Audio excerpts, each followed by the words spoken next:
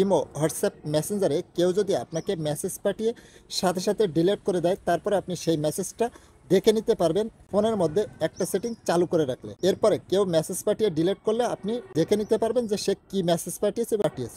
কীভাবে এই সেটিংসটি করবেন চলুন তাহলে দেখিয়ে দেওয়া যাক। ভিডিওটা আপনার টাইমলাইনে শেয়ার করে রাখতে পারেন, যা পরবর্তীতে আপনার কাজে লাগতে পারে, এবং পেজটিকে ফলো করে রাখতে পারেন এরকম সব ইনফরমেটিভ ভিডিও পেতে। ফার্স্ট অফ অল আপনার ফোনের সেটিংসটা ওপেন করবেন, দেন এখান থেকে একটু স্ক্রল ডাউন করে নিচে আসবেন, আসলে পেয়ে যাবেন নোটিফিকেশন অ্যান্ড স্ট্যাটাস বার, এর উপরে ট্যাপ করবেন।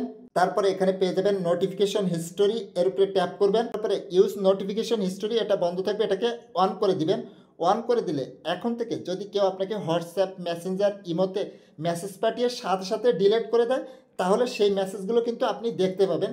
সেই মেসেজগুলো দেখার জন্য আবারও এই নোটিফিকেশন অ্যান্ড স্ট্যাটাস বারের উপরে ট্যাপ করবেন, নোটিফিকেশন হিস্ট্রির উপরে ট্যাপ করবেন।